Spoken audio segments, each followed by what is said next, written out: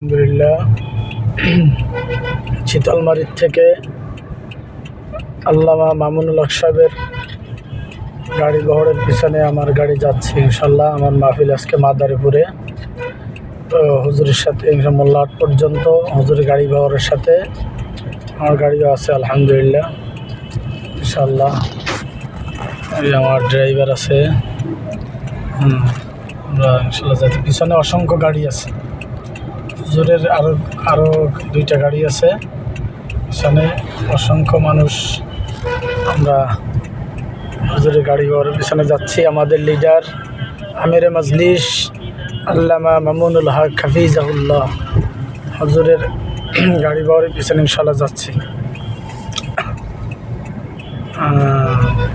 নালুয়ার কাছাকাছি চলে আসছি ইনশাল্লাহ। দীর্ঘ সময় সমাবেশ শেষে দাঁড়িয়েছিলাম হুজুরের অপেক্ষায়, আলহামদুলিল্লাহ গাড়ি বহর নিয়ে যাচ্ছি। হুজুর আজকে বাগেরহাট 1 আসনে এমপি পদপ্রার্থী হিসেবে মোল্লাহাট আপনার নমিনেশন পেপার জমা দিয়েছেন আলহামদুলিল্লাহ। সকলে দোয়া করবেন আল্লাহ যেন 2 আসনেই, ঢাকা 13 এবং বাগেরহাট 1 আসনে, আল্লাহ উভয় আসনে যেন এমপি হিসাবে কবুল করেন, আমিন।